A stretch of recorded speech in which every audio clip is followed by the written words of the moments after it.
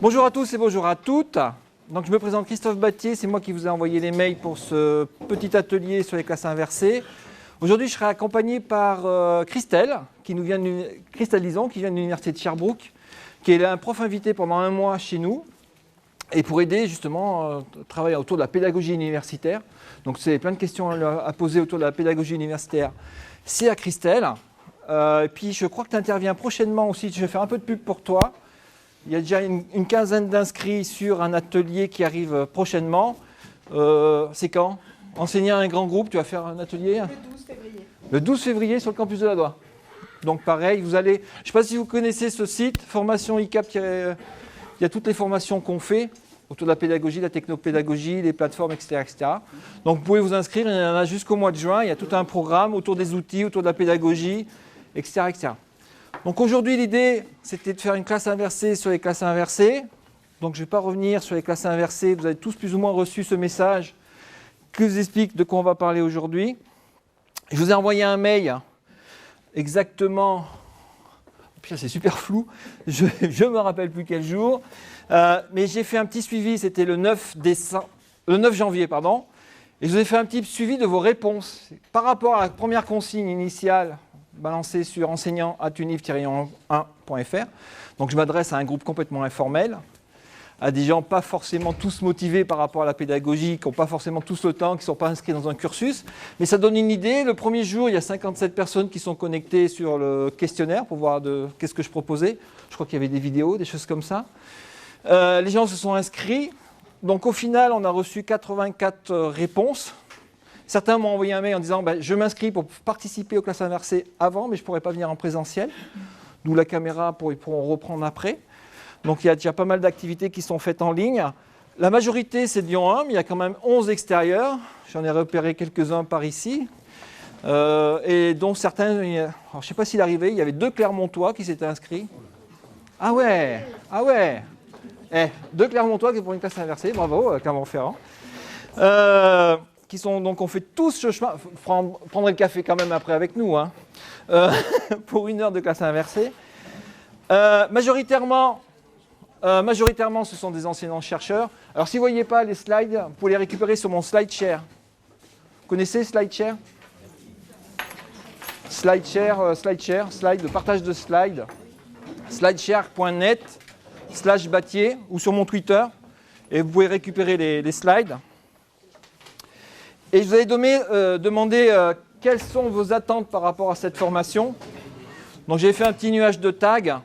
Vous connaissez des utilitaires, vous prenez, j'ai un corpus de réponses. Donc j'ai 84 réponses. Vous m'avez tous rédigé des réponses. J'ai pris les corpus de vos réponses et j'ai fait un nuage de tags. Quelles sont vos attentes par rapport à cette formation pour avoir une première idée de ce que vous attendez de la formation.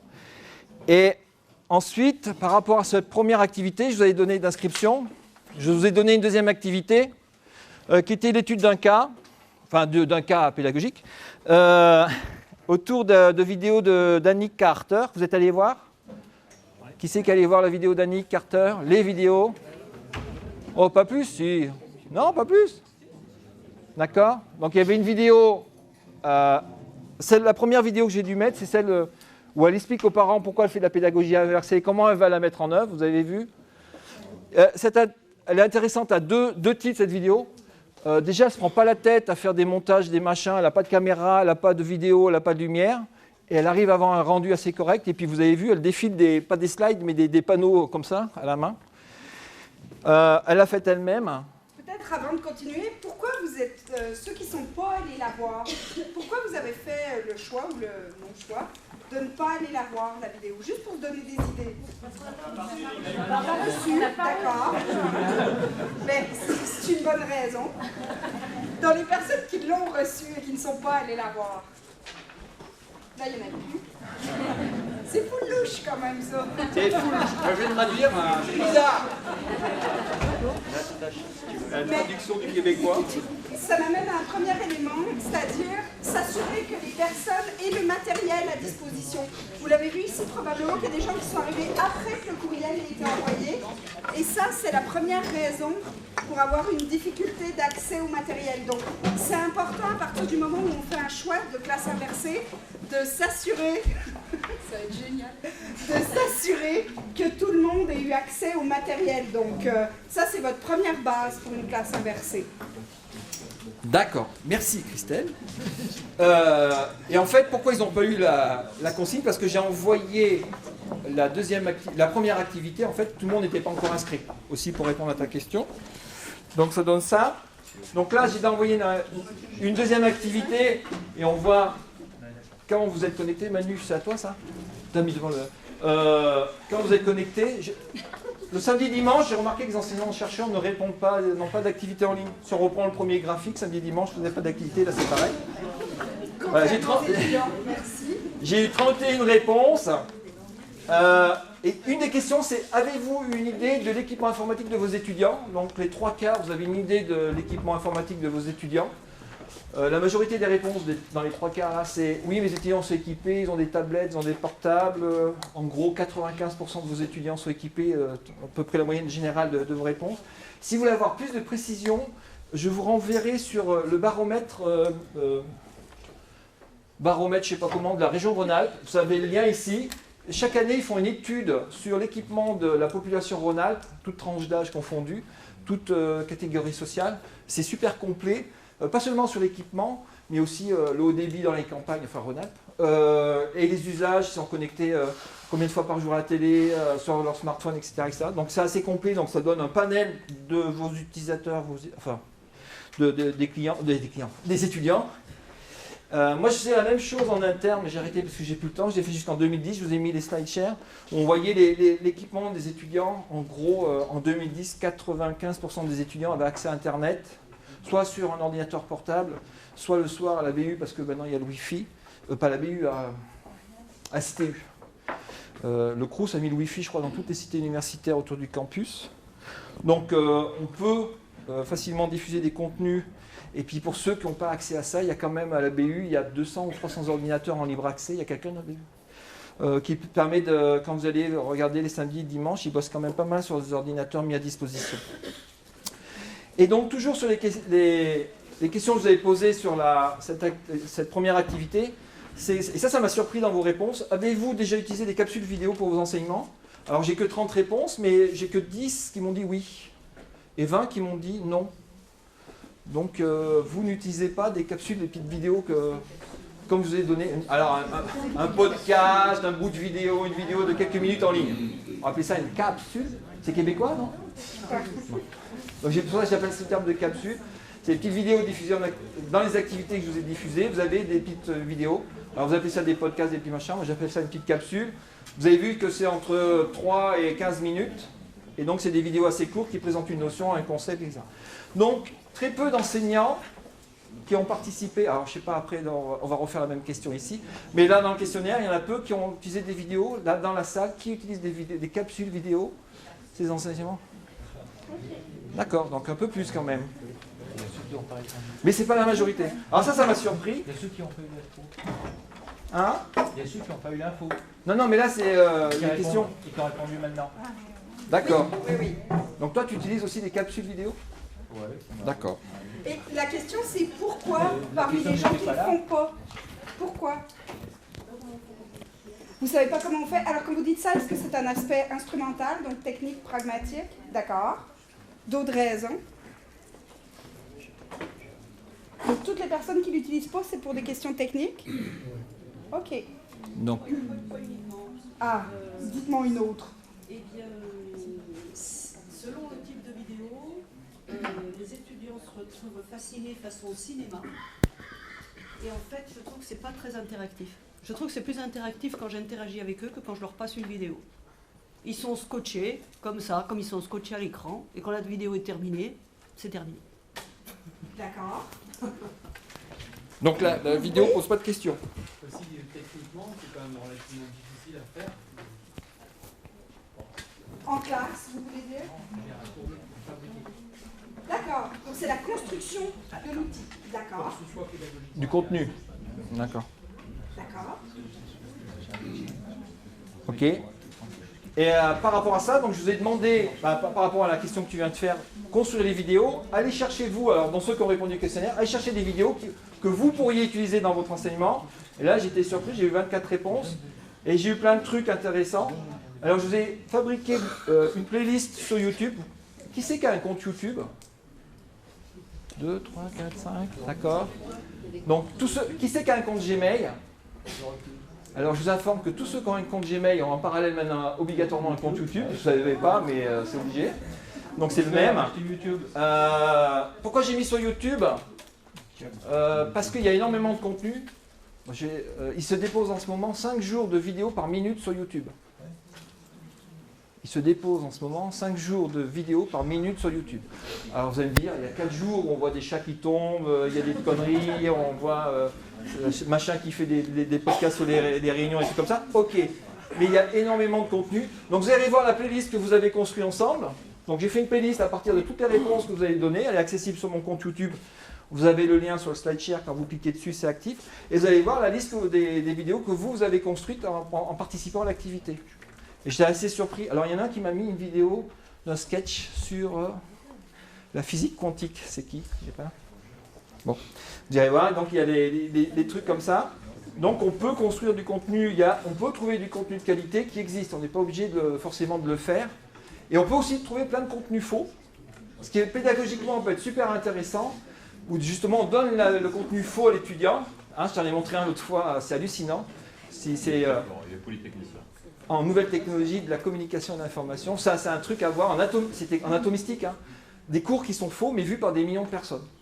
Et donc, on peut envoyer les étudiants dessus en disant, allez chercher les erreurs et pourquoi c'est faux. Oui.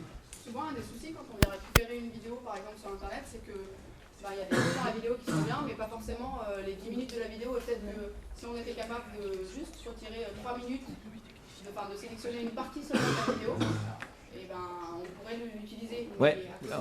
Non, on peut le faire. Ça s'appelle comment le site qui fait ça? Non, vous n'avez pas le droit de télécharger des vidéos juridiquement pour les utiliser chez vous, mais si vous avez une vidéo sur YouTube, je vous enverrai un lien parce que là je vieillis mal. Vous avez un site web qui vous permet de dire je veux cette vidéo à tel endroit. Tu vas chercher dans la vidéo YouTube le bout qui t'intéresse et de mettre sur la plateforme. Ça fait un service, une surcouche d'embed qu'on peut utiliser. Mais si ça vous intéresse sur les formations, sur les vidéos suite à cet atelier-là, on refera un truc YouTube vidéo et services associés. On peut dessiner sur les vidéos, on peut faire des commentaires dessus, etc., etc. On peut faire pas mal de choses en ligne sans avoir d'outils de production. C'est de la bidouille, mais on arrive à faire des trucs sympas. Et il y a un service web, je l'ai utilisé hier, c'est dingue de vieillir comme ça. Il y a un service web qui permet de mettre une surcouche comme ça et d'utiliser un petit bout de vidéo. Vous voulez rajouter quelque chose? Oui, il y a un élément intéressant que vous mentionnez qui est l'idée de qu'est-ce qu'on en fait finalement de cette vidéo. Donc on les met avec les étudiants et j'aurais bien voulu que vous avanciez un peu là-dessus. Vous me disiez, ils sont comme au cinéma. Est-ce que lorsque vous les mettez comme au cinéma, c'est la longueur de la vidéo qui vous pose un problème? C'est la manière dont on va pouvoir l'exploiter après? C'est quoi que votre problématique soulève quand vous mentionnez ça? Je crois que face à un écran, il y a un réflexe de passivité. Je crois que c'est une histoire générationnelle, moi je sens. Quand ils sont devant un écran, il y a une espèce de passivité qui s'installe. Enfin, c'est ce que je note. Mais à tel point, il y a beaucoup de collègues qui s'interrogent sur l'idée même de faire des cours PowerPoint, en disant qu'ils étaient beaucoup plus actifs et présents quand on faisait ça au tableau avec une craie. Donc il y a l'histoire de c'est projeter, c'est visuel, et on rentre un peu en transe quand c'est visuel. Donc voilà, si c'est en plus un film, alors là, voilà, on est comme au cinéma, il manque plus que le popcorn. Donc là, c'est projeté en présentiel, c'est-à-dire dans la salle de classe. Ok. Je continue. Je trouve votre argument intéressant. Il y a une discussion à mon avis. Et justement, pour discuter par rapport à ça, je vous ai demandé de trouver des activités par rapport... on me projette une vidéo avant la classe et qu'est-ce qu'on peut faire comme activité en classe. Donc là, il y a eu pas mal de réponses. En gros, beaucoup de gens, c'est pour donner, sensibiliser le sujet en amont de traiter en présentiel, retraiter les informations, répéter l'information même en présentiel, avoir une idée de remédiation en disant décortiquer la vidéo pour demander aux étudiants d'en faire un bon PowerPoint. Donc une activité, ils viennent présenter le PowerPoint en présentiel. Donc une activité de remédiation en amont du présentiel. Bon, il y a des questions que je n'ai pas compris. Je suis au téléphone portable, je n'ai pas accès facilement à mes ressources. Bon, je ne sais pas qui c'est qui m'a mis ça dans les réponses.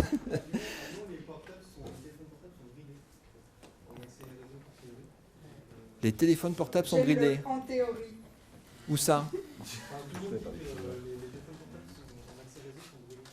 Les téléphones portables, où ça? À l'université Lyon 1? Oui. Si. Non, ce qui est bridé, c'est qu'il faut passer par le proxy pour les étudiants. Vous êtes étudiant? Enfin, les étudiants doivent passer par leur compte normal, comme un ordinateur normal, quoi. Des étudiants, ils passent par le proxy, mais il n'y a pas de limitation de mémoire en interne à la boutique. Enfin, à Lyon 1, je parle de Lyon 1. Dans les lycées collèges, c'est interdit, mais à Lyon 1, non.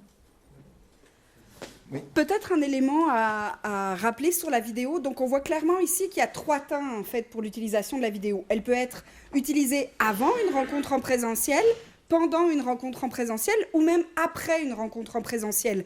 Et ce qu'on voit que vous avez soulevé dans vos argumentaires ici par rapport à avant, c'est l'idée de bien comprendre dans quel objectif je l'utilise, cette vidéo. C'est-à-dire qu'à partir du moment où je leur demande de le faire chez eux et que je n'en fais rien arriver dans mon temps de présentiel, en fait, ça sert à rien. Vous riez de mon accent, hein? Oui, je le vois bien. Pas besoin de traduire. Excusez-moi. Et donc, à partir du moment où on veut l'utiliser en classe, il faut qu'elle ait valeur de quelque chose. Par exemple, d'avoir un guide de questions qui permet aux étudiants non pas de le regarder comme étant effectivement un simple récepteur, mais comme étant un espace où je vais aller chercher de l'information et comment je vais les réinvestir. Et si en classe, vous l'utilisez pour faire un temps de partage de connaissances, la vidéo peut être un support complémentaire. Et en fait, votre PowerPoint, votre vidéo, ça devrait toujours être un support à l'enseignement. C'est-à-dire qu'à partir du moment où vous ne souhaitez pas qu'elle vous remplace, par exemple dans une classe inversée, ce qu'on veut, c'est que ça soit fait avant, donc que ça nous remplace sur certains aspects. Sinon, elle devient un support à l'enseignement. Si elle ne sert à rien, parce que vous allez répéter la même chose, effectivement, il n'y a aucun intérêt de l'utiliser. Donc, j'attire vraiment votre attention sur dans quel objectif je veux l'utiliser pour pouvoir le faire au moment le plus adéquat. Et à ce moment-là, choisir si vous devez créer du contenu vous-même, aller chercher une vidéo sur YouTube parce qu'en effet, il y a énormément d'informations et amener les étudiants à avoir une critique par rapport à l'information, comme l'exemple que vous partagiez tout à l'heure. C'est-à-dire que tout n'est pas bon non plus sur Internet et c'est une occasion d'avoir un regard critique avec les étudiants par rapport aux ressources qu'ils peuvent consulter. Merci Christelle. Donc je continue, je vais donner une deuxième activité, parce que David devait venir présenter ici, mais il n'a pas eu le temps, il y a une réunion de Paris, machin, tout ça, les enseignants-chercheurs débordés. Donc je suis allé à l'IUT Gratte-Ciel le filmer. On a des outils de retour, qui allait le voir, combien de fois c'était vu? Ça a été vu 190 fois, il y a 900 minutes de visionnage en ligne, pour donner une petite idée qu'on peut avoir un feedback de ce qui se passe en ligne, même si ce n'est pas sur notre serveur. Donc là, je vais vous donner une activité. Alors là, j'ai perdu du monde, j'ai plus que 21 personnes. Bon, c'est vrai, je n'ai pas rediffusé à tout le monde l'activité à faire. Je vais poser des questions sur la définition de votre classe inversée. Là, j'ai fait un nuage de tags. Chacun a sa définition de classe inversée. Et ça correspond bien aux pratiques. Quand on regarde, taper classe inversée dans Google, c'est des images, vous avez tout un tas de schémas, d'illustrations, etc., etc. En fait, il n'y a pas de modèle unique de classe inversée. Il n'y a pas de... Enfin, il y a des astuces, il y a des choses à faire, des choses à ne pas faire. Mais c'est pas, on ne va pas vous donner un carnet de route. Aujourd'hui, il faut faire comme ça, comme ça, comme ça. Et puis, ça va marcher. Donc, il y a à tester. Je ne vais pas le dire qu'il faut le faire sur... Vous avez 100 heures d'enseignement à l'université, de faire les 100 heures. Il faut essayer sur 1 heure, 2 heures, 3 heures, en fonction des vidéos que vous trouvez, sur quelques activités à mettre en place. Je sens que tu veux piaffer dans personne. Piaffer. C'est un mot français.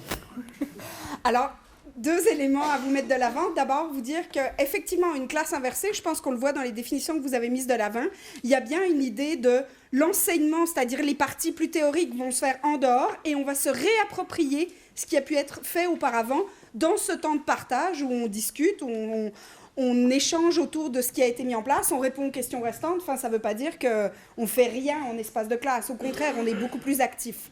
Autre élément qui est intéressant, c'est que vous voyez que pour que les ressources soient consultées et que les activités soient mises en place, développées, je dirais que les étudiants se l'approprient, il faut faire un rappel. C'est-à-dire qu'à partir du moment où il y a une activité qui est mise en place sur laquelle il n'y a pas une consigne claire, un scénario didactisé, des éléments pédagogiques derrière, on voit que c'est beaucoup moins investi par les étudiants. Ils n'en voient pas forcément la pertinence.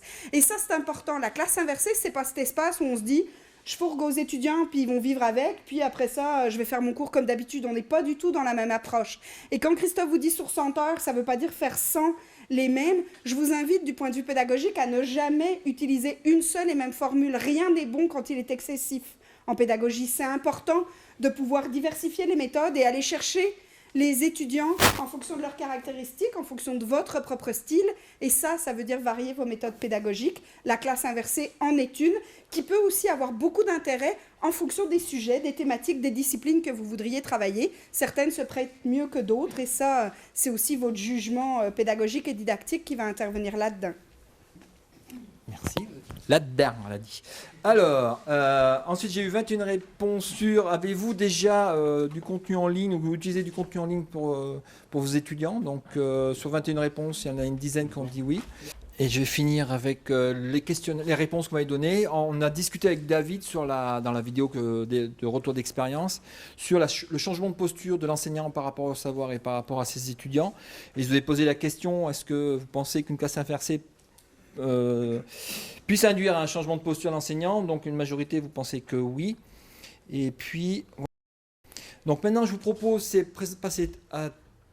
Donc 3 retours d'expérience, on en a vu un en vidéo, vous l'avez vu, pour ceux qui ne l'ont pas vu, je vous le reprendrai après. Qui c'est qui veut commencer? Madame, monsieur? On va être gentleman, on va passer à Agnès, qui va présenter ça. Donc je vais te donner le micro. Et puis il y en a un qui n'est pas prévu, qui s'est caché au fond de la classe. Marc, je te ferai bosser. Qui vient de finir les évaluations de sa classe inversée en 2e année de médecine, c'est ça? Et donc tu viendras en parler de façon impromptue parce que j'ai croisé au café, même pas, il allait chercher son sandwich, je lui ai dit attends, on fait un truc sur les classes inversées. Donc voilà, c'est à l'arracher un peu. Et donc Agnès est enseignante en, alors que je dise pas de bêtises, sciences du langage. Alors démarre le bazar.